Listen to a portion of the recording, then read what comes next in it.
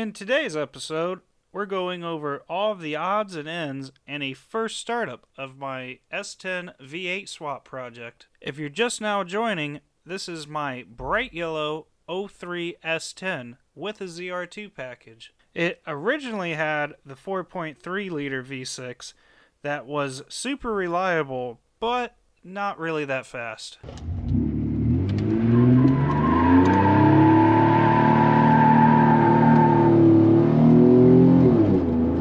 That's all she's got, then it falls on its face. So, how'd we fix that? Well, we brought that perfectly running and driving truck into the garage.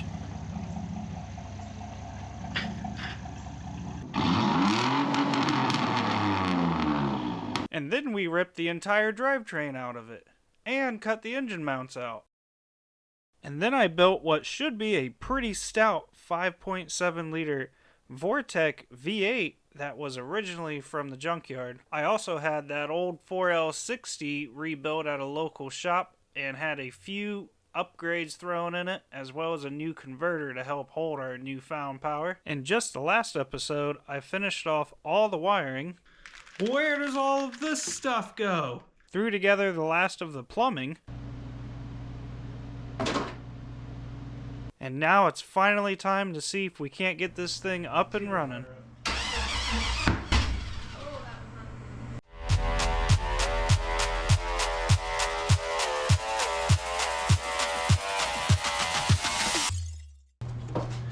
What's up, guys? So check this out. We are so close right now. I got just a couple hoses I have to hook up and that's it. We're done. We're ready to go. I just put this oil catch can on. This is one of the last things that I had to do. I got to make a couple lines up, kind of like this guy. Putting some mesh and some heat shrink because, you know, got to make stuff look pretty. And so I just got to get that put on. And then I actually got to get the heck out of here. And we have to go get some oil, like a lot of oil. I need transmission fluid and just everything. So I'm going to make a big oil trip. I'm going to come back. We're going to catch up on a couple things that you guys haven't seen, and then it's time to see if hopefully this sucker fires up.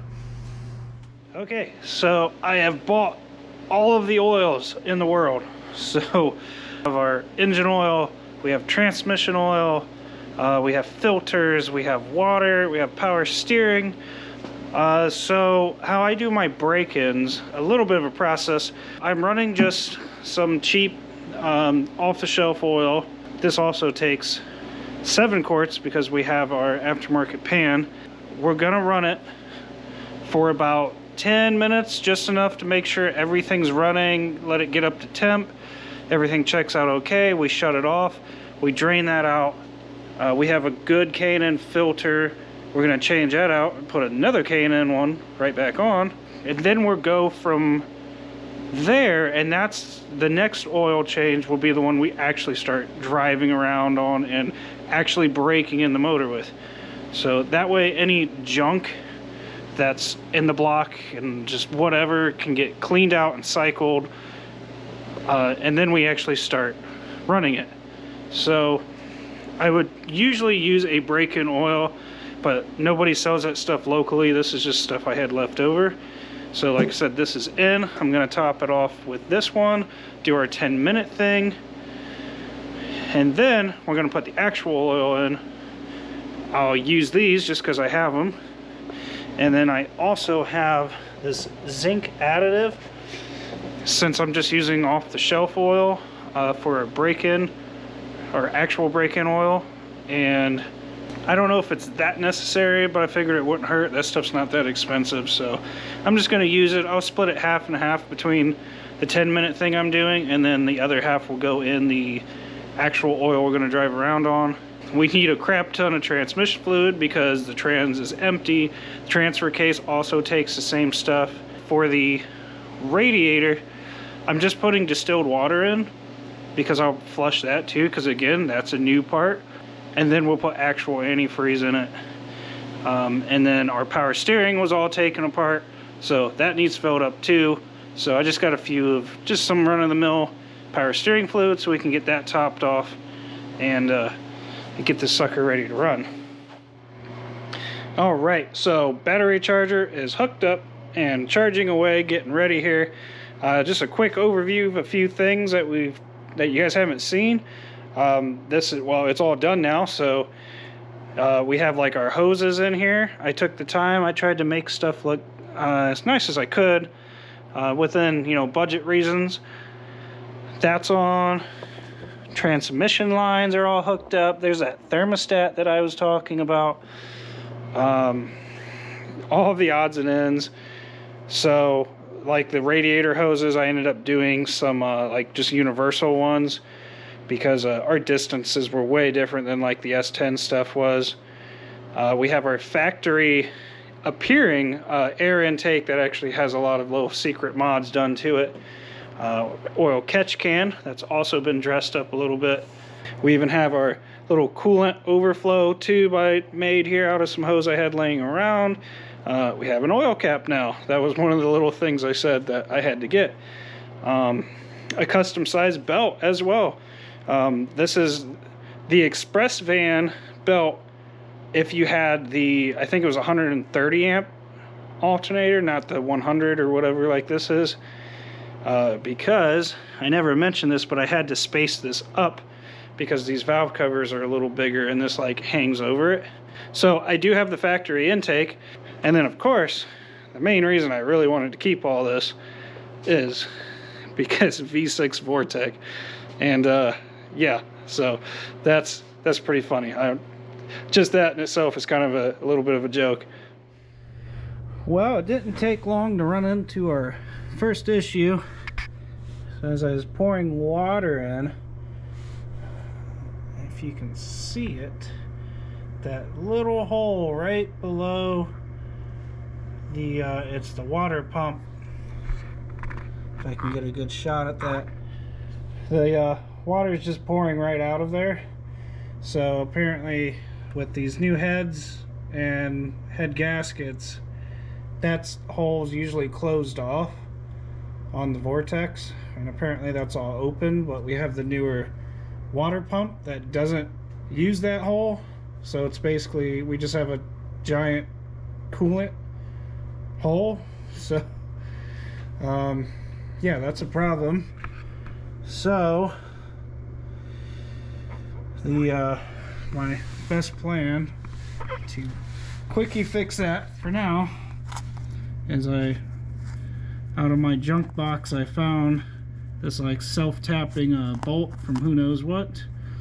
I'm gonna clean this up, cover it in some like RTV, and I already test fitted it. It seemed like it was gonna drive into that hole, and that's gonna be my ghetto fix, because the only other option is to take all this off and put a different water pump on that uses that hole.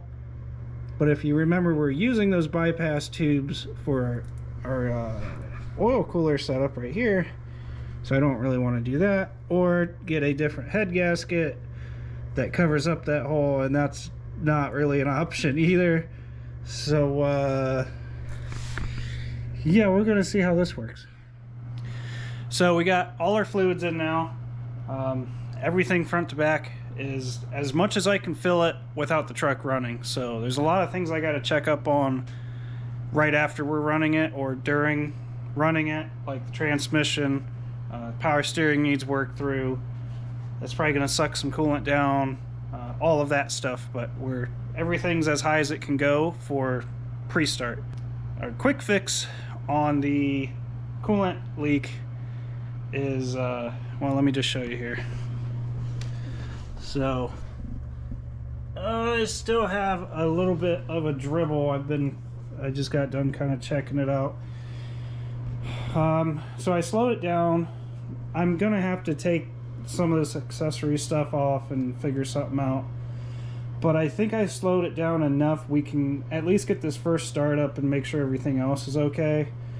We'll see how much it sprays out once it goes under pressure, but we're better than we was before, so I think we're gonna get this running.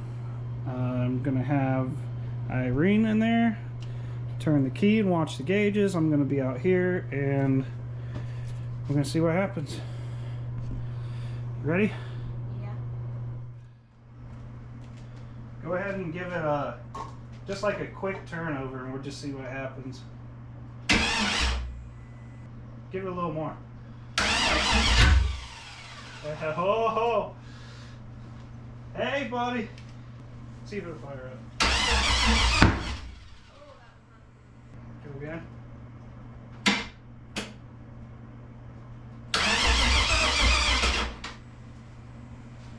Okay, hold on. Here, I'll get the throttle. Go ahead and crank it.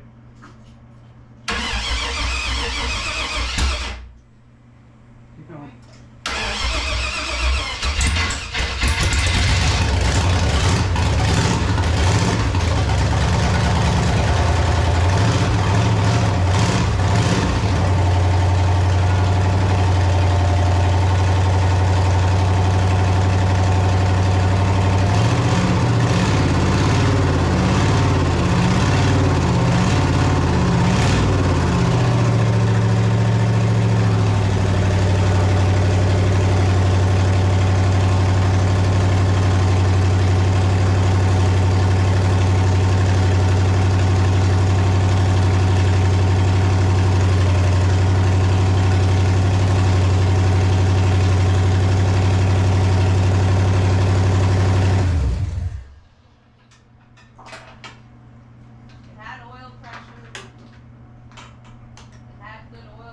Everything look good?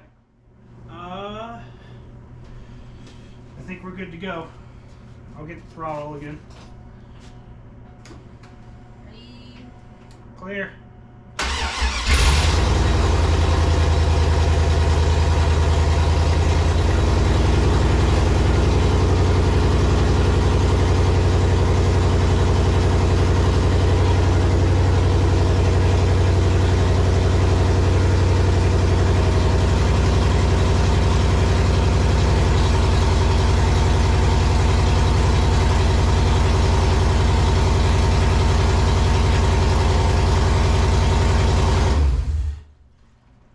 Check the oil.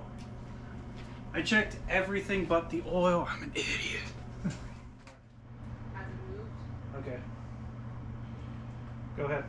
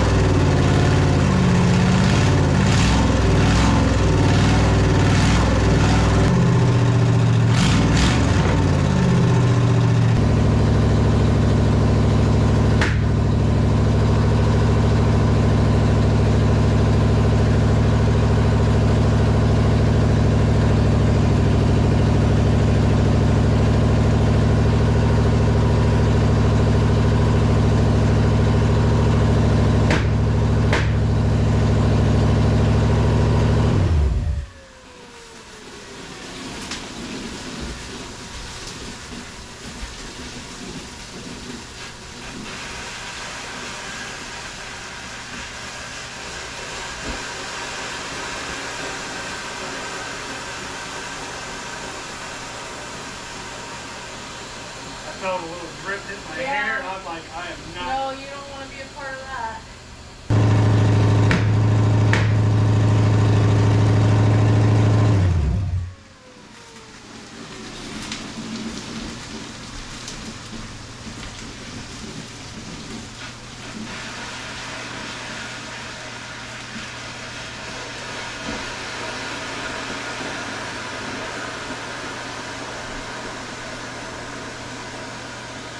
Give some live action here. Okay, so this radiator had this weird little port for who knows what on it. And we put this little vacuum cap on it, and I thought it was gonna hold up. It was holding up, and now it's not. And then it wasn't. So yeah, we got a little steam bath. I was just in there, I was trying to double check the voltage on my scan tool because the gauge says that we're doing 14 volts, but the battery light keeps coming on and off on the little dummy light on the dash. So I think everything else is looking pretty good. The oil pressure is kind of weird. It was just saying 40 psi like no matter what the whole time. So I don't know if something's weird with the gauge, because I did mess with those needles because it has the custom backing. So I don't know if somehow those got out of position, because it actually says like 20 when it's just off. So we have oil pressure though, so that's at least half the battle. And yeah, now we got a big steamy mess to deal with. So Just a little bit of water on the ground. yeah, at least it's just water, so I'll take that over something else. I had to empty that anyway. Yeah, I got my we got our flush.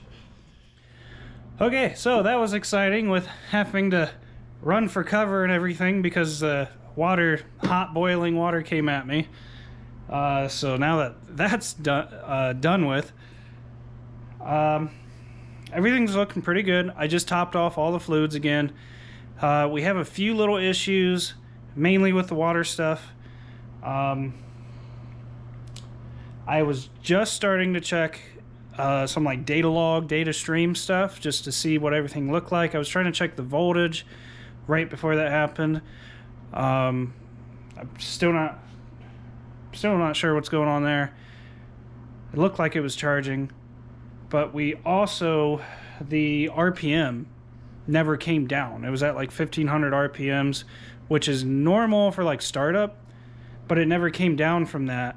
And we got hot enough that the fan actually came on the low fan, which is cool. We know that that works.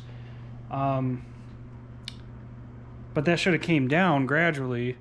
And then also it was started to pop as it warmed up, which warm-up mode would be a rich mode, and popping usually is when you have too much fuel. So I'm not sure what's going on there.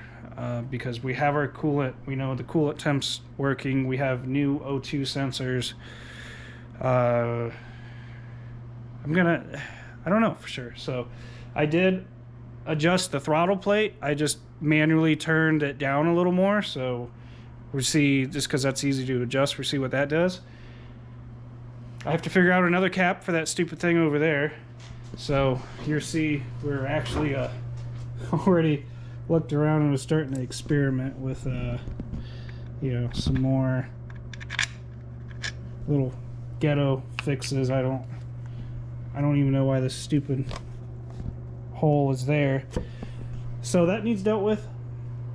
We're gonna see what's going on with the throttle. This hose was starting to leak. I have another one. I'm probably just gonna replace this with this is an old hose. I have a newer one. I'll just replace that. I'm not going to mess around with that. I got enough serious things to worry about. But everything else looked pretty good. We put it in gear. It wanted to drive. So trans, first impression, seems good. Engine was running great. Like, it was nice and smooth. It started to pop and stuff there towards the end, but it was still running really good. So that's cool. Yeah, we just got to get some tweaks. I do need to get this oil drain and go ahead and get it. We ran it just long enough that I can do that oil change, so that's cool. So while this is still warm, I'm going to drain that out and put some new stuff in, and we'll go from there. So if you guys have enjoyed this so far, hit that thumbs up button. It really helps the video, and I think that's going to do it for right now. So thanks for hanging out, and I'll see you the next one.